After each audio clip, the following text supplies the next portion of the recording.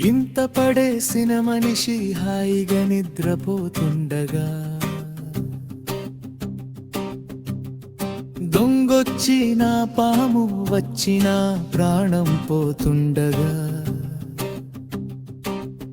ఎదురించి ఎదురు నిలబడి ఊపిరి కోల్పోతాయి యజమానికి దీర్ఘాయుష్యుకై తాము అల్పాయుష్కులవుతాయి.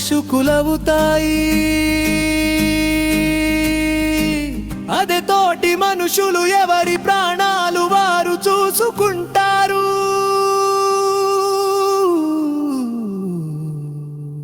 మూగ జీవాలు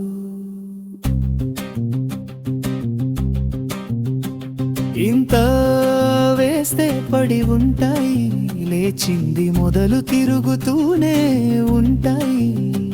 రహదారి అంతా తిండికై అయినా ఓసారి తినా ఏమీ దొరకై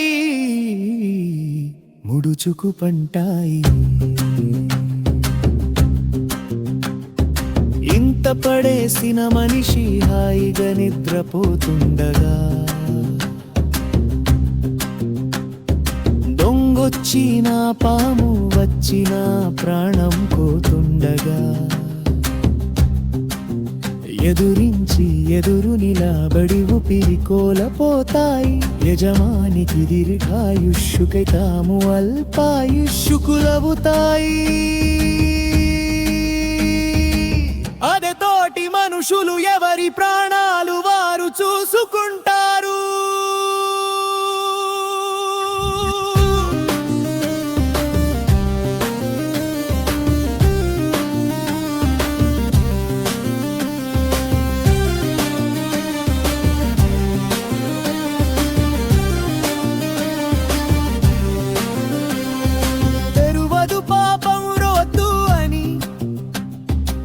మధ్యలో పోవద్దు అని రోడ్డుపై మనిషి పడేసినది తినసస్తాయి. ర్యాష్ ప్రమాదకర వేగపు వాహనాల క్రింద నలుగి చనిపోవునే. తెలువక రోడ్డు పక్కనే పడుకున్నది వాచించేస్తాయినే. జీవరాశులు మానవునికి ఉపయోగం, ఏ జీవికి మనిషి కాదు ఉపయోగం. అయినా మేలు చేయకపోగా కీడు చేస్తాడు, పైగా అహంభాపు అత్యాసల దారుణం పాటించే మతనులో జీవదయా ఓ సదాచారం.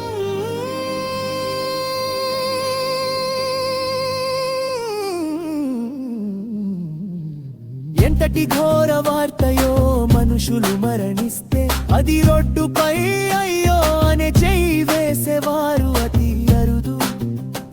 కొందరేమో తమ డబ్బులు కాదుగా ప్రమాదం జరిగిన ఎంతైనది మండు. ట్రాఫిక్ నిబంధన పాటించక ప్రమాదానికి కారణమైన అదే అమాయక ప్రాణుల తెలువక అడ్డొస్తే నీచపు మాటన. జీవహింస మహాపాపం, బుద్ధుడన్న పాపాలు చేస్తూ పోను పైంగ పూజలు మునకలు చేసుడెందుకు పాపాలు పోగొట్టుకోను పూజల ఖర్చులు. అందుకే అడుసు తొక్కలేన కాలు కడగలేన సామెతలు. పంటల నాశనం చేసే చీడ పురుగులు సరే, జీవితాల నాశనం చేసే నరుల మాటేమిటి? భరించరాని మనిషి అరుపుల పరుగులు సరే,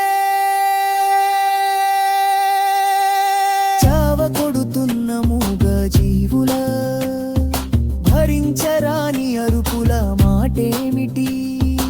ఎదురు తిరగవనా పగబట్టవనా వారికి ఎవరు లేరనా? నీ అంతరాత్మ చాలద ఘోషించు వాటిపై.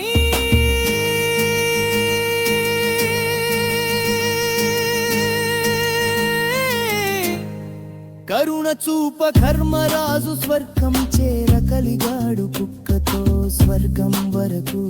మరి మీరు ఇంత పడేసిన మనిషి హాయిగా నిద్రపోతుండగా, దొంగొచ్చిన పాము వచ్చిన ప్రాణం పోతుండగా, ఎదురించి ఎదురు నిలబడి ఊపిరి కోల్పోతాయి యజమానికి దీర్ఘాయుష్యుకై తాము అల్పాయుష్కులవుతాయి. అదే తోటి మనుషులు ఎవరి ప్రాణాలు వారు చూసుకుంటారు.